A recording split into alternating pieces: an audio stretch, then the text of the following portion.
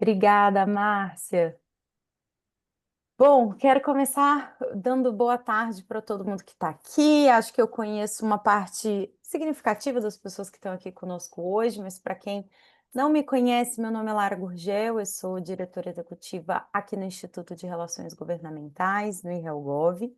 O IRELGOV, para quem não conhece, não é nosso associado, nós somos um think tank dedicado ao debate das relações governamentais no Brasil, com foco muito grande na profissionalização da atividade, né, em como que a gente pode, inclusive, desmistificar a palavra lobby, que hoje é vista de forma tão pejorativa pela nossa sociedade, mas que cumpre um papel muito fundamental em todos os nossos processos de diálogo, né? O diálogo público-privado é muito importante para que a gente possa crescer e se desenvolver como sociedade.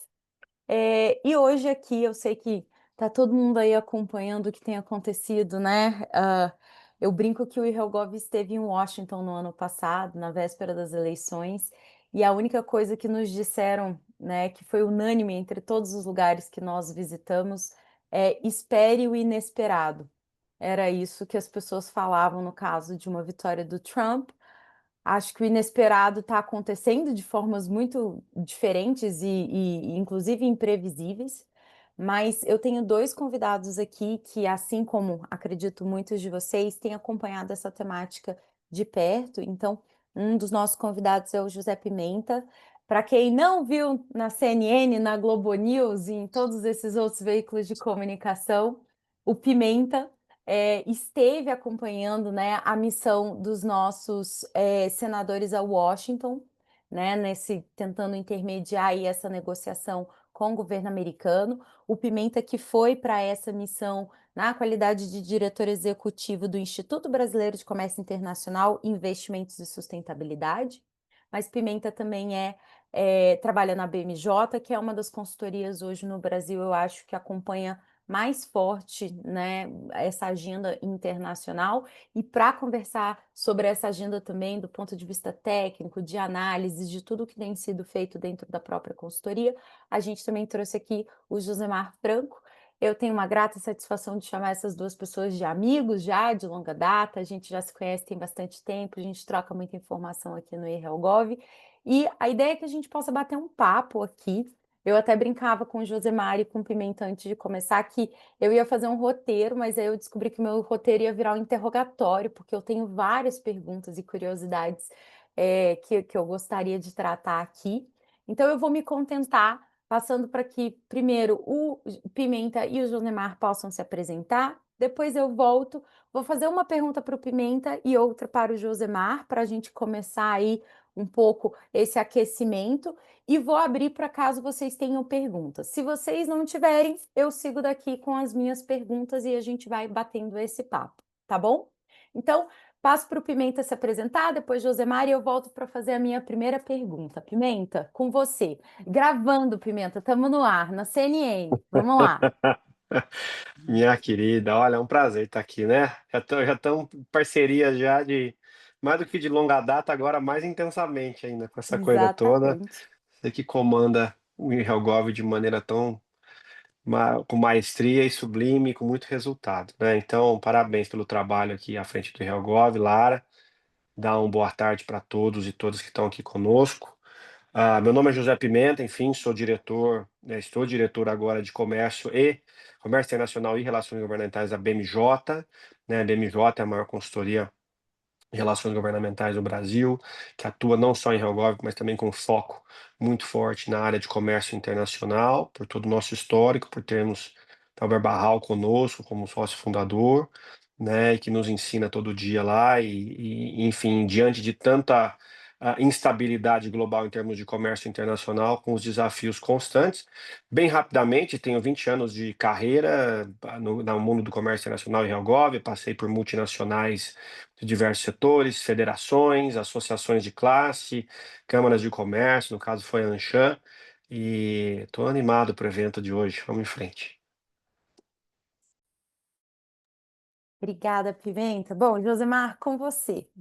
Obrigado, Lara. Boa tarde a todos. É um prazer conversar com vocês hoje. Além de estar como gerente de comércio internacional da BMJ, eu também tenho o prazer de ser conselheiro do Helgov, então eu fico ainda mais feliz, né, de falar com vocês hoje, porque eu sei da importância dos debates que são promovidos pelo Instituto, então eu espero que a gente tenha uma conversa muito proveitosa hoje. Obrigada, Josi. Bom, quero de novo agradecer a todo mundo que está aqui. Sei que é muita gente aí ligado na pauta de comércio internacional. Agradeço, agradecimento especial aqui a meu amigo também, Floriano Pézaro, que é diretor na Apex Brasil, que também está aí acompanhando muito de perto essa agenda, né, Floriano? E precisa muito trabalhar conosco aí para que a gente encontre alternativas para tudo que está acontecendo. E aí eu começo a minha primeira pergunta para o Josemar, que obviamente uma pessoa geminiana muito curiosa que sou. Fiquei vendo você nessa missão olhando tudo que estava saindo na imprensa e pensando, né? Como que foi de fato o diálogo entre os nossos parlamentares e os congressistas americanos, né? A gente sabe que existe um distanciamento da Casa Branca do Congresso, mas acho que entender um pouco, você que esteve lá e que acompanhou essas agendas, qual foi a sua percepção do que está acontecendo, né? Qual foi a visão que você conseguiu apreender dessas conversas todas sobre as tarifas de 50% que estão sendo impostas ao Brasil, as justificativas por trás dessas tarifas? Eu acho que muito se falou na imprensa, inclusive em outros fóruns, né? São os BRICS, são as Big Techs, não, é uma questão mesmo de querer impor uma narrativa política em outro país, né, com uma interferência inclusive no judiciário, mas eu acho que poder escutar de você que esteve lá na missão, assim, quais foram as suas principais percepções de como Washington está percebendo o que está sendo feito com o Brasil? Acho que essa é a minha primeira pergunta. É uma excelente pergunta, Lara, porque eu acho que é um mix de tudo isso, né? Eu tive lá na qualidade de diretor executivo do IBCI. Para quem não conhece, o IBCI, Instituto Brasileiro de Comércio, Investimento e Sustentabilidade, assessora a Frencomex, que é a Frente Parlamentar de Comércio Exterior, né? Então nós temos um contato diário, muito a fundo ali com o staff, né, dos senadores, dos deputados, enfim, toda a forma pensando o comércio exterior, pensando o comércio internacional no âmbito de competitividade nacional, quer dizer, né? E aí a gente é surpreendido com esse tarifaço, vamos dizer assim. A gente já tinha os 10% ali no radar e com esse anúncio à frente, de alguma forma, não só à frente em si, né, mas os senadores ali resolveram agir, né, sob a liderança do Nelsinho Trade. E, enfim, de maneira geral, né, tentando resumir sua resposta, a resposta para ti, foi uma conversa muito franca. Eu não participei de toda a missão, porque algumas reuniões, obviamente, eram só os senadores, mas eu participei de todo o diálogo com o setor privado norte-americano. Então, vou me ater a fazer os comentários aqui em relação a essa do setor privado norte-americano. Mas a gente soube, obviamente, como foram as conversas, depois tornou-se público isso, né? Mas acho que a minha questão aqui é passar um pouco desse feeling, né, de quem esteve lá, e eu acho que isso é interessante para a gente bater papo aqui. Foi uma conversa muito boa, muito franca, num primeiro sentido de mostrar um alinhamento, que é quando a gente quer, de fato, a gente consegue se alinhar, né, como país e passar uma mensagem clara e objetiva. A comissão dos senadores deixou muito claro que não estava lá para negociar, não era essa a questão, mas e deixaram isso muito claro, mas sim para abrir um diálogo, uma outra frente de diálogo. E por que que isso é importante hoje? Para você mostrar o Brasil de uma forma ampla, de uma forma que vai além do executivo, que passa pelo parlamento, né? E aí daqui a pouco eu vou chegar na iniciativa privada, no setor produtivo. Então, assim, foi uma frente de diálogo muito bem estabelecida, muito bem conectada, colocando os pontos ali muito sensíveis em relação à economia brasileira e fizeram tão bem a lição de casa ali, tiveram reuniões de alinhamento com a embaixada, com representantes da Apex, né? Enfim, toda uma comissão ali que o resultado foi muito profícuo. Caiu meu fone aqui, mas vocês devem me ouvir. Foi muito profícuo no sentido de mostrar esse alinhamento. E isso foi elogiado. entende? Isso foi elogiado. O setor privado norte-americano, ao olhar uma comissão multipartidária, né, viu isso com muito bons olhos, porque falou: olha, esse é o novo tipo de iniciativa que a gente vê com muito bons olhos, né? Essa chegada de uma nova frente, vamos dizer assim, de diálogo para além das tradicionais. Então, acho que esse é o primeiro ponto. Vejo esse tipo de iniciativa, inclusive, nós que já lidamos com comércio internacional, né, há quase 2 décadas, essas missões parlamentares, missões de governo no sentido de Estado, né? Então, estados brasileiros fazendo missão. Eu trabalhei no setor da proteína animal há muito tempo, você tinha estados fazendo missões para outros países. Voltar a se fazer isso com os Estados Unidos, ou seja, estar mais lá, rodar mais por lá, é fundamental se a gente quiser ter a manutenção. E essa é a primeira constatação que eu tive ali. Olha, é necessário uma maior presença do Brasil em sentido amplo aqui, né? É necessária essa presença aqui, para além das esferas tradicionais, que são muito bem feitas e relacionadas historicamente à diplomacia brasileira, enfim, todo o trabalho que a embaixada faz, obviamente, mas para além disso, mostrar que a gente tem uma, uma capacidade de deslocamento, de deployment, de estar ali passando a mensagem. Então, acho que essa é a primeira constatação.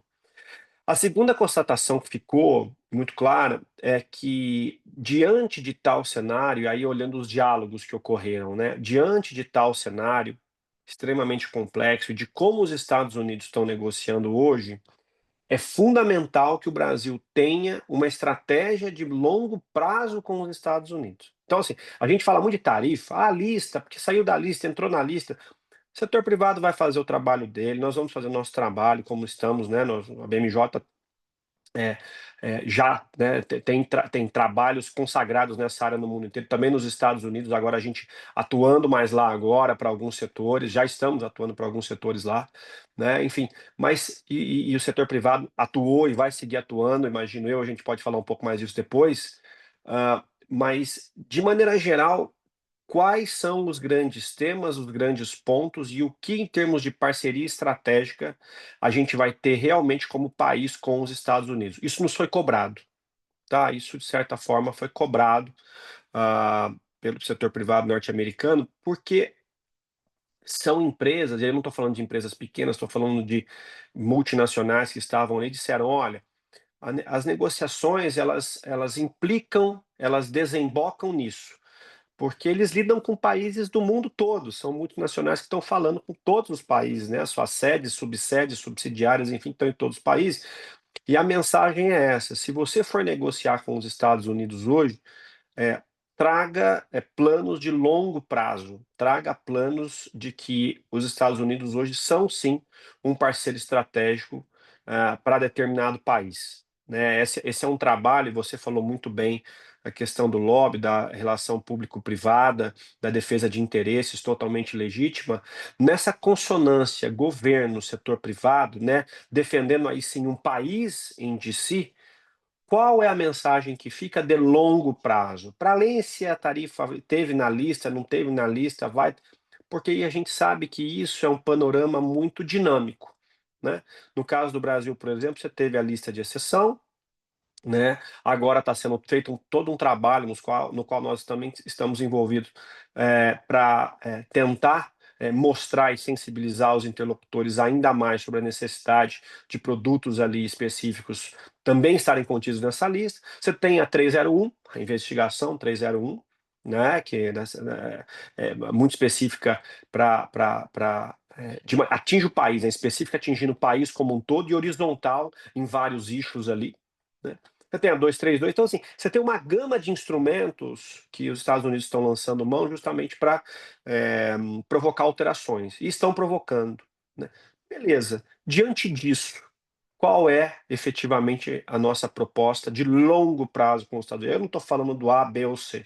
Então, acho que esse é o segundo ponto que eu ilustraria ali, que a gente teve como um outcome, né, da missão. E a terceira, e eu acho que a mais importante de todas, é a presença do setor privado, né? Eu ouvi ali, de alguma forma, né, nós já tivemos uma presença forte, do setor privado em Washington, né? Eu sou do tempo do Brazil Industries Coalition, você deve lembrar do BIC, né? Do escritório do BIC, né? Fazia um trabalho fantástico, enfim, primeiro o Diego, depois o Josino, enfim, toda uma gama de profissionais que passaram por ali, apoiados por algumas empresas, alguns setores, né? Apoiados depois também, enfim, CNI, uma conexão com a Apex lá atrás, enfim, tudo isso, e vi com muito bons olhos a notícia, né, de que a Apex vai abrir um escritório para apoiar também. Recentemente, né, 2 dias atrás, vai abrir um escritório, está planejando a abertura de um escritório para apoiar os empresários lá. Mas, para além disso, também, como que o setor privado pode estar mais lá? Né? Como que estar engajado em Washington vai fazer a diferença nesse momento?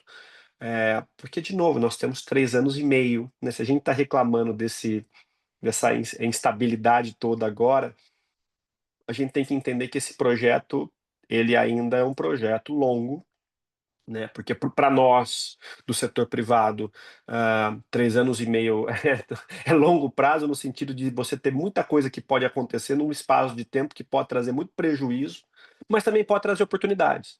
Então, chegou a hora do governo, desculpa, chegou a hora do setor privado brasileiro. Acho que essa é a terceira grande mensagem que eu trago dessa rodada lá, né, que é necessário o Brasil estar nesse jogo. O Brasil, aí eu falo setor privado, jogando esse jogo, eventos, iniciativas, projetos, fazendo lobby, né, como a gente fez há muito tempo, né, defendendo o SGP, né, o Sistema Geral de Preferências lá, né, que a Anshan e a Fiesp tinha um trabalho do qual eu tive o prazer de participar, fazendo lobby em loco nos Estados Unidos, né, com os congressistas, enfim.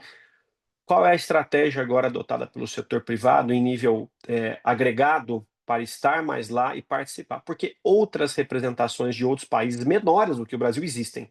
E a gente deixou de operar lá com o BIC, né? A gente, verdade é essa, de alguma forma, olhou para os Estados Unidos como um parceiro consolidado, e tudo bem, porque sempre foi, né? Mas é necessário agora cuidar melhor dessa parceria nas especificidades. Então, olhar para câmaras de comércio, associações setoriais, representantes distritais, estados especificamente, está ali num diálogo. É importante notar isso para quem já fez, quem conhece a esfera do lobbying de si, os staffers, né, o staff dos deputados e os staff dos senadores são pessoas geralmente muito qualificadas. Então, a pessoa que está lá negociando energia, geralmente, que está assessorando o congressista no tema energia, por exemplo, às vezes é uma pessoa que estudou muito aquele tema, que vem de background, ou seja, é um discurso muito em alto nível. Estou generalizando aqui, não é sempre assim, mas via de regra assim o é. Então, assim, o setor privado tem que estar preparado, brasileiro tem que, de novo, estar empoderado em loco ali para estar preparado para essas discussões. Então, acho que essa é a terceira mensagem que fica, acho que para tentar resumir um pouco a resposta, né? E aí a gente pode continuar conversando, não tem problema, mas o ponto principal, acho que são esses 3 pontos que eu elucidaria aqui para a gente poder, pelo menos, que eu tentei sintetizar, né, na vinda, né? Quando eu cheguei aqui no Brasil, eu falei, tá, o que que fica de tudo isso? Né? Novos flancos de comunicação, né? A necessidade de um planejamento de longo prazo, aí é governo, não tem jeito, e junto a isso, maior representatividade do setor privado em loco lá, Uhum. Lara. Não, perfeito, Pimenta. Você falava e eu lembrei de duas coisas, né? Eu acho que quando você colocou isso, a gente tem aquela expressão em inglês, take it for granted, né? E eu acho que foi isso que a gente chegou nessa zona cômoda com os Estados Unidos, e aí a gente ficou take it for granted por muito tempo. Acho que, de fato, né? Conversava há 2 dias atrás com o Bonomo sobre o BIC, a importância que o BIC tinha, de como que ter esses canais de comunicação em Washington são tão relevantes, e fico muito feliz em saber que a Apex está aí, né, estruturando para abrir um escritório. Acho que a gente precisa marcar presença também. Para quem não sabe, o IRELGOV faz missões internacionais com uma certa frequência. Nós já fomos 4 vezes a Washington. Você já foi, né, Pimenta? Eu tô cobrando o Josemar, que precisa ir agora. É, Excelente. vale a pena, né? Eu acho que é uma oportunidade da gente ver o lobby acontecendo na prática, acontecendo de uma forma muito legítima, e a gente vai precisar cada vez mais, eu concordo com você, com esses espaços e essas vozes em Washington fazendo essa pressão muito qualificada, né? E muito baseada em dados e informações para que a gente possa seguir com essa agenda. E aí eu passo para o Josemar, puxando um gancho do que o próprio Pimenta falou, né? Assim, a gente sabe que as coisas, óbvio, quando a gente recebe essa tarifa de um parceiro comercial tão relevante como os Estados Unidos, isso tem um choque em cadeias produtivas brasileiras que são muito relevantes quando a gente olha para as exportações brasileiras, que, apesar do mercado interno ainda ter um protagonismo muito significativo, a gente tem toda a nossa exportação, a gente tem uma pauta de agronegócio muito forte.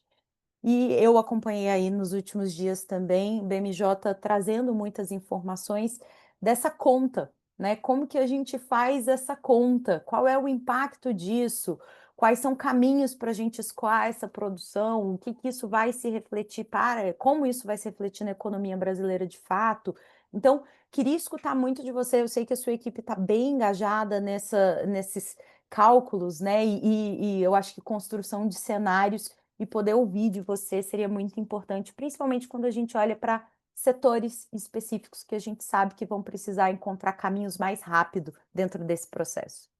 Perfeito, Lara. Mais uma vez, pessoal, um prazer conversar com vocês. A gente tem acompanhado de fato esse tema muito de perto. Os Estados Unidos são o segundo principal parceiro comercial do Brasil, tem uma relevância enorme para as nossas exportações e a gente tem trabalhado desde o começo com os mais diversos cenários, desde a implementação do tarifaço, né, para todos os produtos, depois para setores específicos. E apesar de nós não observarmos que haverá um impacto macroeconômico, talvez no curto prazo, existem alguns setores que ficarão muito afetados, né, por essas medidas. E eu acho que o timing do nosso webinar não poderia ser melhor. Ontem entrou em vigor o tarifaço específico contra o Brasil. Hoje nós temos a entrada em vigor dos 10% que foram anunciados no Liberation Day, como assim o presidente Trump anunciou. Então, eu acho que é importante fazer essa diferenciação porque eu vi muita confusão, né? Se o tarifácio entrar em vigor ontem, se ele entraria em vigor hoje. Então, o que nós temos é duas entradas em vigor, né? Ontem entrou em vigor a tarifa de 40% e hoje nós temos a entrada em vigor das tarifas de 10%. Ou seja, o Brasil, né, quando nós olhamos em comparação com outros países, ficou com uma das tarifas mais elevadas. Eu acho que é importante nós mencionarmos que quando a tarifa específica para o Brasil foi anunciada, muitos produtos ficaram numa lista de exceção, então isso trouxe fôlego para alguns dos setores que mais exportam para os Estados Unidos, notadamente o suco de laranja, aeronaves e outros setores também que já estavam em um grupo de exceção por conta da investigação da seção 232. Então, aqui cabe um outro disclaimer, Lara, que eu tenho escutado muitas dúvidas do setor privado em relação a esse ponto, que é produtos que já têm tarifas aplicadas por meio da investigação da seção 232, de fato não são abarcados por essas novas tarifas, mas os produtos que ainda estão sob investigação a gente precisa fazer essa diferenciação. Então, uma coisa são os produtos que já passaram pela investigação e têm tarifas aplicadas. Outra coisa são os produtos que ainda estão sob investigação. Os que estão sob investigação, eles enfrentarão as tarifas de 40%, né? Eles estão de fora das tarifas de 10% que entraram em vigor hoje, mas as tarifas de 40% também serão aplicadas a esses setores. Essa é uma diferença também muito importante da gente fazer nesse cenário mais amplo, porque setores relevantes, exportadores para os Estados Unidos, em um primeiro momento acharam que também estariam de fora porque ainda tem investigação em andamento. E não é a verdade, né? A aduana estadunidense compartilhou um fact sheet e com base, né, em conversas que a gente tem tido também com alguns outros parceiros nos Estados Unidos, a gente já tem esse entendimento de que esses setores também enfrentaram essas tarifas. Bom, eu trouxe pormenores do tarifácio, né, da entrada em vigor das novas tarifas, as exceções, mas a verdade é que alguns setores continuarão sendo bastante impactados. E neste cenário é muito importante que a diplomacia corporativa seja instigada, seja fortalecida.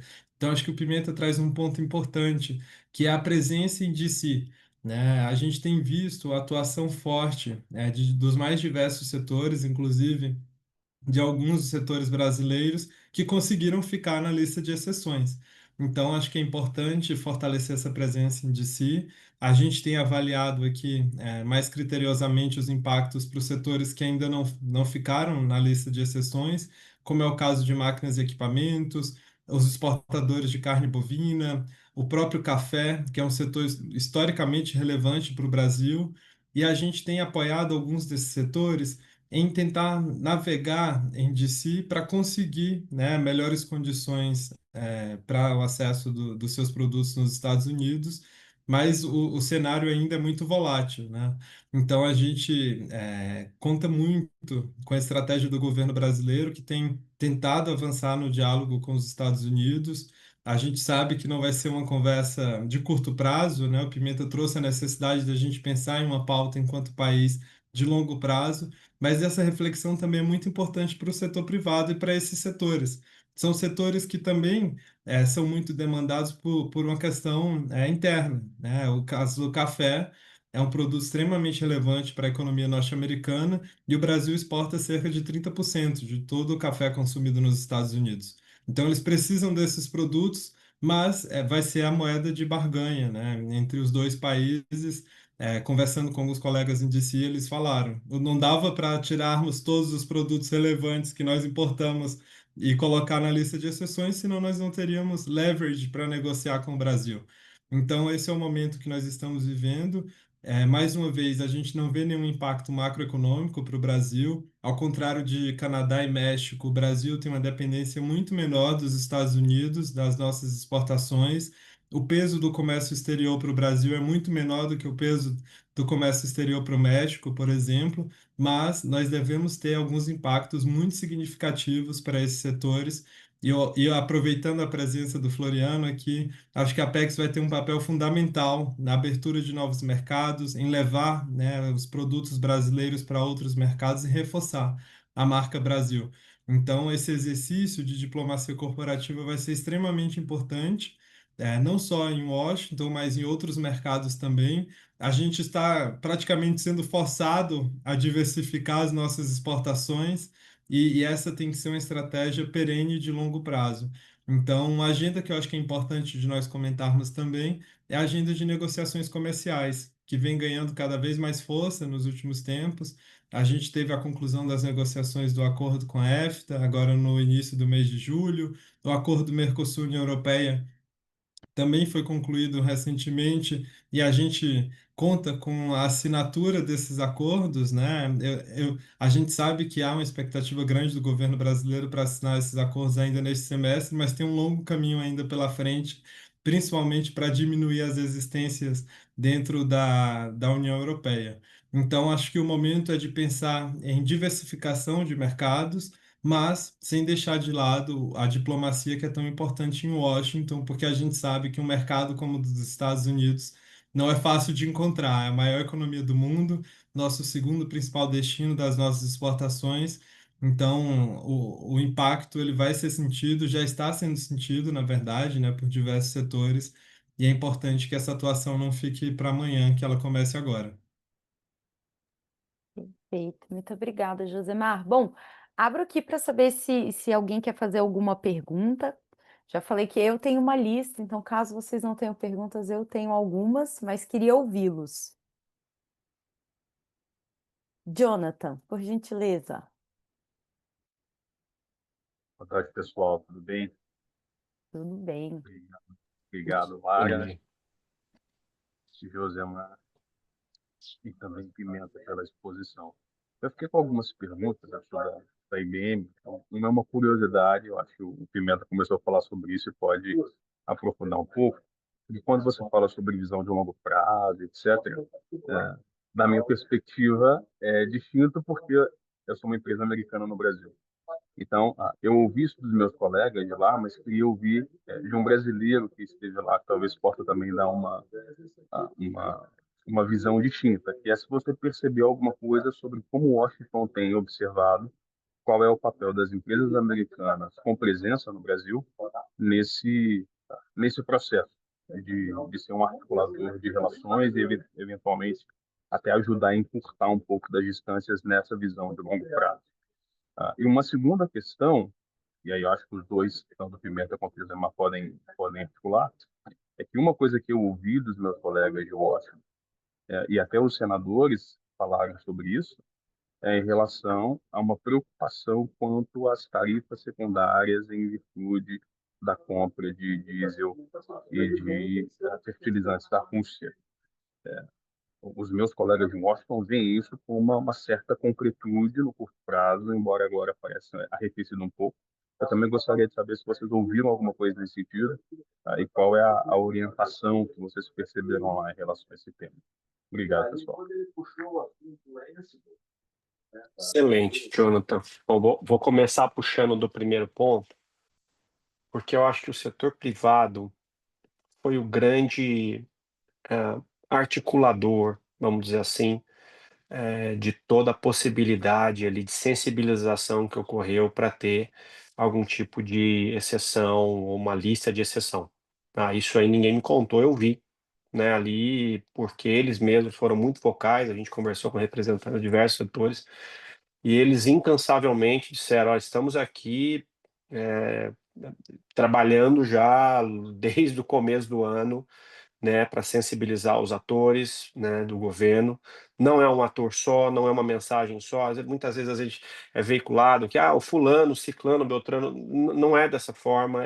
É um conjunto de situações, porque note que a gente operava num sistema comercial onde você tinha alguns ritos, vamos dizer assim. E esses ritos, eles obedeciam uma tarifa consolidada na OMC, uma tarifa aplicada país a país. Qualquer mudança de tarifa tinha obrigatoriamente, né, de tarifa consolidada, tinha que necessariamente passar pela OMC, né, por conta de acordos consagrados já no GATT, né, tanto da cláusula nação mais favorecida quanto as exceções ao GATT. Então você tinha um rito para que isso acontecesse. E, é claro, esse rito poderia ser quebrado também por um artigo do GATT, né, o artigo 24, que dizia a possibilidade de fazer acordos bilaterais. Então, assim, o mundo operou nesse sistema durante praticamente meio século. E depois, com a criação da OMC, mais ainda, em 94, né? Porque consolidou-se o ordenamento do GATT. Então, era uma maneira que eu aprendi a operar, inclusive, onde você tinha um certo respaldo de ritos processuais ali, e se eu tivesse algum tipo de reclamação a fazer aquele determinado país, eu abria um Specific Trade Concern na OMC, além das negociações bilaterais no âmbito dos acordos bilaterais, você tem comitês para dirimir algum tipo de problema. Então, isso tudo, nesse momento, para com os Estados Unidos, acabou, né? Vamos falar o português claro, que não funciona mais dessa forma.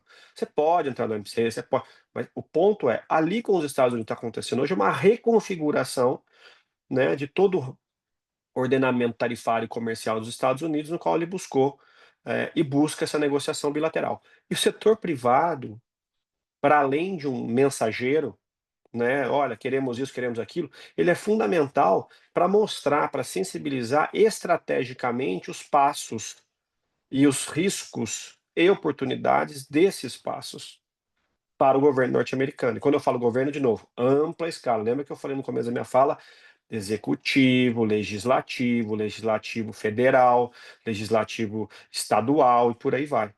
Então, para não me alongar muito, essa articulação setor privado norte-americano, setor privado brasileiro dentro de uma mesma empresa, dentro de um determinado setor, para mim ela não é nem fundamental, ela é condição sine qua non para você operar nos Estados Unidos hoje. Então, quanto mais, aí olhando numa perspectiva brasileira, já trabalhei em multinacional também, quanto mais a gente puder dotar a contraparte, né, de Helgov em DC, olha, está acontecendo isso, vai para lá, vem para cá, aqui no Brasil a ideia é essa, tal, os riscos são esses. A gente tem falado com empresas de vários setores, né, que estão, obviamente, preocupadas em como que a gente se resguarda aqui no Brasil justamente para que minha empresa continue operando aqui no Brasil e tenha os Estados Unidos como um destino das minhas exportações, das minhas vendas, das minhas interlocuções. Então, não tenha dúvida que o papel das multinacionais norte-americanas que operam aqui no Brasil do staff brasileiro é fundamental, não só para passar essa temperatura, mas também para articular a estratégia, né, de deployment lá em DC, tá? Em relação ao segundo tema, e aí o Josemar pode complementar também, mas o que eu vi lá e vi discutir sobre essa questão da Rússia, enfim, ainda estava foi falada de maneira muito tangencial, justamente porque a preocupação ainda era sobre o tarifaço específico dos Estados Unidos ali, aqueles 50%. Vai ficar, não vai ficar, a lista vem, a lista não vem, tal. Então, assim, as conversas giraram muito em torno de uma possível sensibilização que ocorreu, né? Então, mas foi tocado como um tema a ser considerado no futuro, né? A gente viu o que aconteceu aí com a Índia, né, em relação a isso agora, sanção dos Estados Unidos, né, aumento da tarifa também. Então, por conta disso, e vai exigir do Brasil muito jogo no sentido de articulação, de entender, evidentemente, né, o que a gente comercializa com a Rússia hoje, a gente sabe, né, compra energia e compra fertilizante da Rússia hoje, e entender dentro dessa relação bilateral comercial, aqui eu estou sendo estritamente comercial, né, quais os riscos para, né, uma possível retaliação dos Estados Unidos, e não só dos Estados Unidos, a própria OTAN já alertou o Brasil em relação a isso também. Então, assim, aí é um jogo, obviamente, de custo-benefício, uma análise de custo-benefício para entender. Então, assim, para ser objetivo na resposta, isso foi aventado lá, mas ainda sobre uma sombra do tarifaço. Mas ficou a semente ali de que isso deve ser uma preocupação. Isso deve ser uma preocupação para o governo brasileiro, para os importadores brasileiros e para as empresas brasileiras que importam esses produtos, né? Lembrando que não é o governo que importa, né? Quem importa são as empresas que operam aqui no Brasil que importam da Rússia esses produtos também. Então, de maneira geral, é isso aí, Josi, fica à vontade. Obrigado, Jonathan. Obrigado pela tua pergunta. De fato, complementando a questão dos BRICS, a gente tem visto um movimento norte-americano no sentido de, na ordem de importância, né, das importações dos países dos BRICS em relação à Rússia. Então, a gente tem a China importando mais de 130 bilhões de dólares, né, por ano e financiando, de fato, né, alguns dos movimentos russos. Tem um papel muito importante na economia russa, mas os chineses e os norte-americanos já estão negociando, né? Então, eles estão tendo uma certa cautela nesse momento em relação à China para que isso não atrapalhe as negociações. O caso da Índia, ele é mais específico e acho que vale a pena a gente analisar com mais calma, mas a Índia importa cerca de 6 vezes mais que o Brasil ano, né? Então, eles também têm um fluxo comercial muito relevante com a Rússia, são mais de 60 bilhões de importações, principalmente de petróleo, né, e de energia. Então, o que o Trump fez foi dar um ultimato, né, de 20 dias para a Índia, e os indianos estão sendo resistentes. Até o momento, o Modi, o primeiro-ministro indiano, já falou que não deve, rever as relações comerciais com a Rússia. E no caso do Brasil, o que a gente espera é que, enquanto as negociações não avancem em relação às tarifas específicas de 40%, se não houver nenhuma escalada, e aqui é importante a gente entender o que seria essa escalada, principalmente do ponto de vista de retaliação do governo brasileiro, é possível que o governo norte-americano espere um pouquinho para que essa porta seja aberta, né? A porta de negociação com o Brasil seja aberta. Então, a gente tem escutado bastante do governo brasileiro de que não deve haver nenhuma retaliação neste momento. A gente está tentando pavimentar o caminho do diálogo, e inclusive não só com os parceiros que eu havia mencionado, né, mas também diretamente com o governo norte-americano. E se nós continuarmos, né, com essa tentativa de diálogo e não retalhando, não escalando, né, a tensão comercial, a gente pode ser, deixado de lado em um primeiro momento, porque de fato nós temos China e Índia, né, com fluxos comerciais muito maiores que os nossos, e a tarifa que foi imposta, ao Brasil, ela já é muito elevada, né? Então, a administração Trump também entende isso, né? Hoje nós temos uma das maiores tarifas, e ter o adicional Rússia, né, OTAN, deixaria o Brasil de fato com talvez a maior tarifa dentro do contexto atual. Então, me parece que para este momento de início de negociações, de aproximação, deve haver uma certa cautela, tá? Obrigada. Muito Mais alguma obrigado. pergunta? Bom, eu vou aproveitar, vou fazer uma pergunta aqui para vocês, gente. Eu acho que a gente sabe que o anúncio do tarifaço veio aí logo depois do encontro dos BRICS, realizado aqui no Brasil, onde nós tivemos algumas declarações do governo que aparentemente ou foram aventadas como um gatilho para que as tarifas fossem colocadas, né, as sanções fossem apresentadas ao Brasil.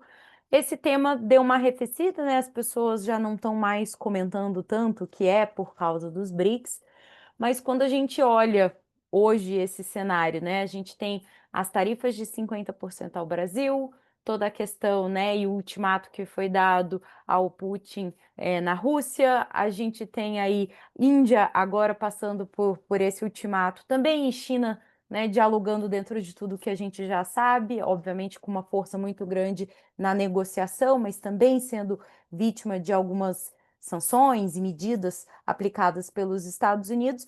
E aí a gente olharia de fora e diria que a África do Sul não está sendo, ou pelo menos não foi tão proeminentemente afetada com isso, mas o presidente sul-africano foi publicamente humilhado pelo Trump num encontro realizado esse ano na Casa Branca. Então, eu queria saber de vocês se vocês sentem que o BRICS pode sim ser um gerador do que está acontecendo e do que está por trás dessas motivações do Trump. Vou tentar colocar um ponto de vista aqui de negociador, tá, Lara? Que é o seguinte, ó. Quando você vai ter uma negociação, isso aí é algo, né? Quando você aprende lá estratégia de negociação, você dá foco, você dá ênfase naquilo que você tem para negociar de fato, né? Geralmente você tem um ponto aqui de negociação, um ponto de interesse, o outro lado um ponto de interesse, e a gente chega naquilo que se chama o inset na negociação, que é o bom e velho consenso, né? Então, esse é um ponto principal. Qualquer coisa além disso,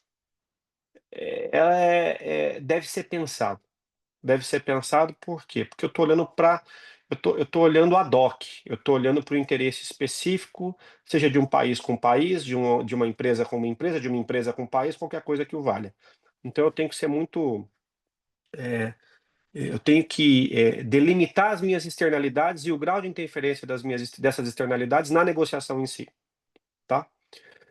Dito isso, o BRICS para a gente, nesse caso específico, para além de tudo que o BRICS representa em termos de cooperação global, Fórum do Sul Global, né, toda a coordenação que existe e é crescente, eu entendo que vai ser mais crescente ainda, porque não dá, comercialmente falando, né, você tem sobretudo China e Índia despontando como grandes parceiros comerciais do Brasil, a Índia ainda não é, mas tem tudo para ser, cooperação em setores estratégicos. Já temos, inclusive, um acordo comercial com a Índia, poucos lembram disso, mas nós temos um acordo de preferências tarifárias fixas com a Índia que pode vir a ser ampliado, né?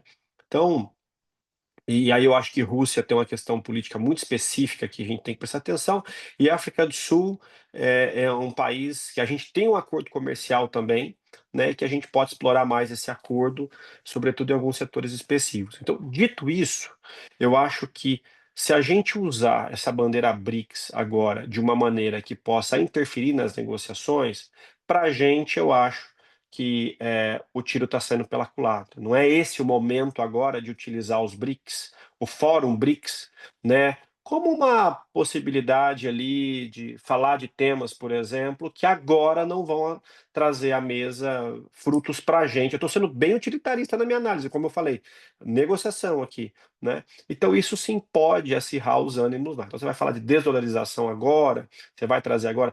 Agora, acho que não é o momento, né? Aí olhando de novo de uma perspectiva de negociador, né? Acho que agora você pode colocar pontos específicos, o que não quer dizer que você não pode ter fóruns de cooperação sobre o tema intra-BRICS, eventos, encontros, grupos de trabalho, como já existem.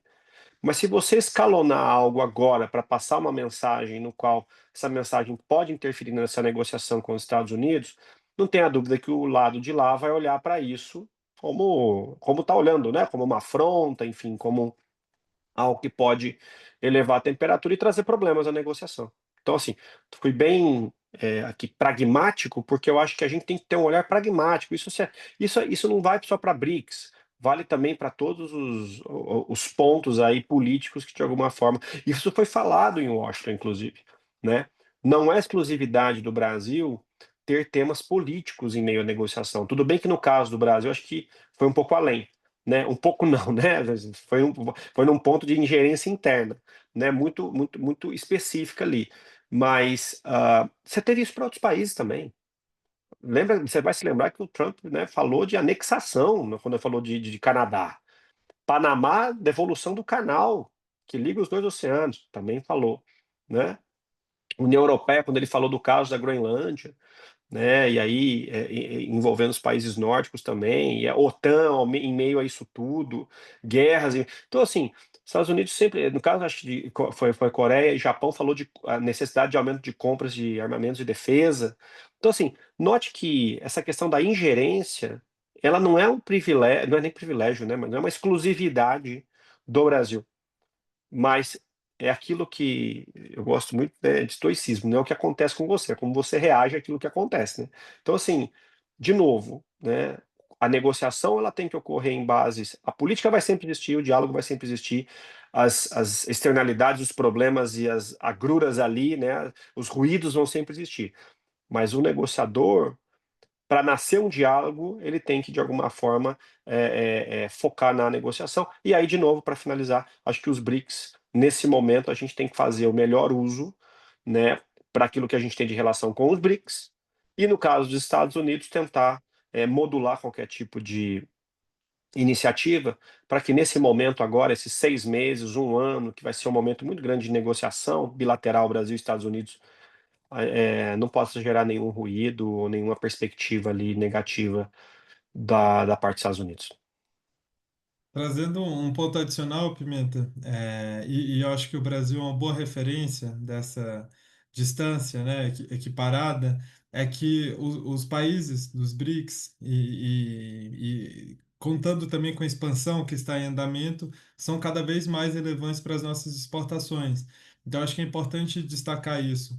O fato de nós não avançarmos com os temas mais polêmicos na relação com os Estados Unidos, principalmente essa questão da desdolarização, não significa que a gente não deva investir na relação comercial com esses países.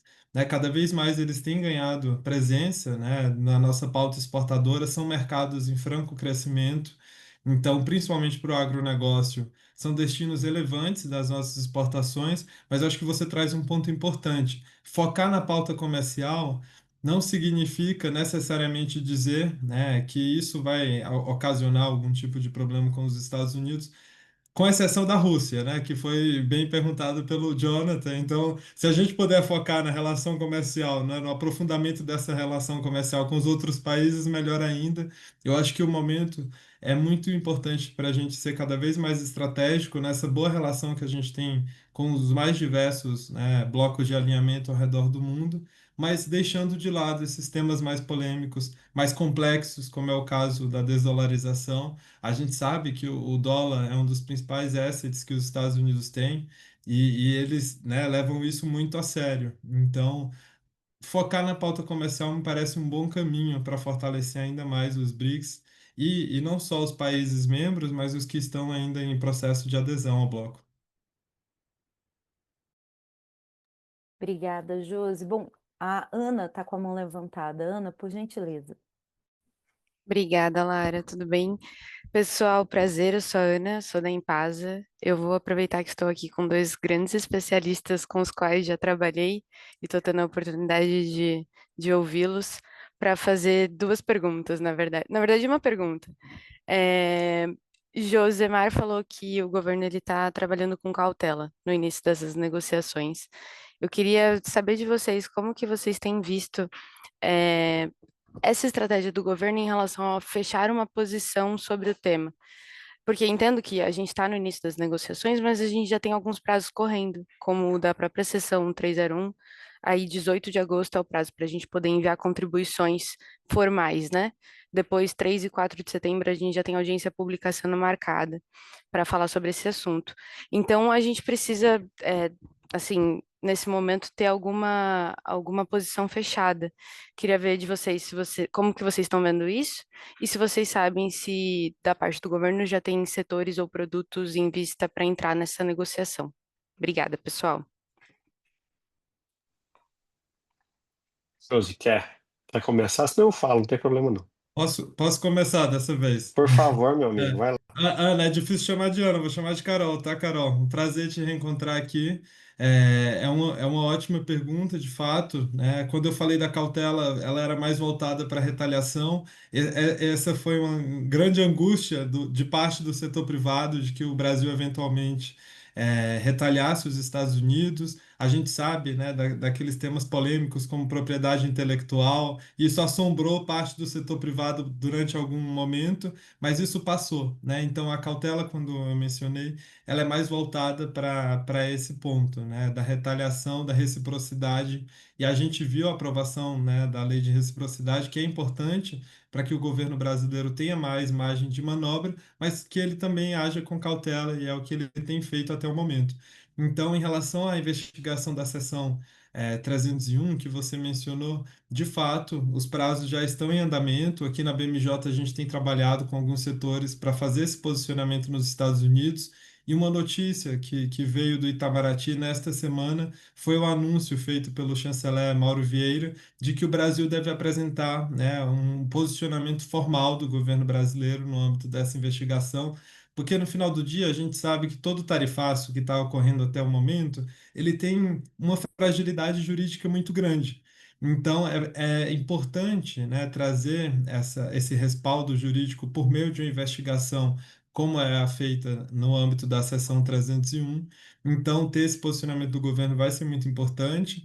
É importante a gente acompanhar de perto, porque no âmbito dessa investigação a gente tem temas de toda a natureza, né? Então, os Estados Unidos investigaram o PIX, propriedade intelectual, a 25 de março, o desmatamento e por aí vai. Então, me parece que eles saíram escolhendo todo tipo de eh, tema para tentar trazer, né, algum respaldo jurídico para uma possível retaliação. A gente já viu essas tarifas sendo, né, contestadas no sistema judiciário norte-americano, então é importante acompanhar a investigação da seção 301. Ela já está em andamento. Como você falou, tem alguns prazos muito próximos. O do dia 18 é logo ali. Então a gente tem acompanhado muito de perto. E mais uma vez, a cautela ela não deve ser no avanço da negociação, né? Isso a gente tem que avançar para ontem. E o movimento do governo brasileiro de concertação, né, de ouvir os diversos setores que serão impactados, ouvir as empresas norte-americanas, Jonathan, né, por meio da Anshan e de outros fóruns, é muito importante para a construção desse posicionamento. Porque se nós agirmos no atropelo também, isso será muito negativamente, né? Isso será muito negativo para a gente. Então, é importante fazer esse concerto interno de posicionamentos, de sensibilidades, de entender onde que estarão também as moedas de troca. A gente sabe, né? O Brasil não deve chegar na mesa de negociação apenas querendo concessões do lado norte-americano. É importante que a gente faça esse exercício interno de quais serão as concessões possíveis, obviamente que sem abrir mão da nossa soberania nacional. Então, me parece que nas últimas semanas, todos esses concertos que estão sendo coordenados pelo vice-presidente Geraldo Alckmin são nesse sentido, de formar um posicionamento mais abrangente para essa negociação. E a investigação da seção 301 é muito importante porque ela que traz o maior peso jurídico para essas medidas que estão sendo adotadas pelos Estados Unidos. Excelente, eu não tenho muita coisa do que falar não, cara, para te complementar. Só falar, né, saudar a Carol também. É uma alegria te ver aqui, querida, muito bom. Volte para nos visitar e tomar um café de vez em quando. E assim, eu gosto muito de uma frase né, dos meus tempos de Fiesp, o embaixador Sérgio Amaral falava o seguinte, né, sobretudo quando ele esteve à frente do MDI, que idealizou e realizou, né, grandes acordos comerciais, importantes acordos comerciais, acordos de complementação econômica que o Brasil fez na década passada. Ele dizia o seguinte: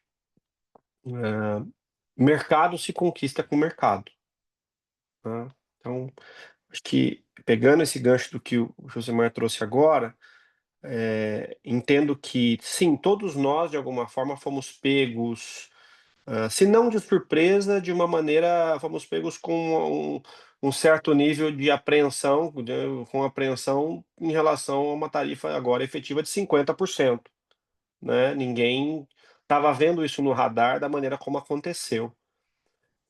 Mas o nosso plano, eu ouço hoje muito se falar do plano de contingência interno, plano de contingência interno, e esse plano, obviamente, ele vem e tem que vir para olhar para essas empresas, sobretudo as pequenas e médias, né, que vão, micro, pequenas e médias empresas que vão sofrer. Mas você falou uma coisa que faz sentido, Ana, o tempo está contra o Brasil, está contra os países que estão negociando com os Estados Unidos. A gente precisa ter e logo um pacote, né, para sentar à mesa de negociação. Sei que já foi uma proposta, essa proposta existe, mas é aquela coisa, se não voltou nada ainda, é porque talvez não tenha interessado da maneira que poderia interessar se a gente tivesse oferecido outras coisas. Então, a negociação é isso, a negociação ela é cheia de simbolismos, né? Você tem que oferecer, você tem que voltar, você tem que fazer contato.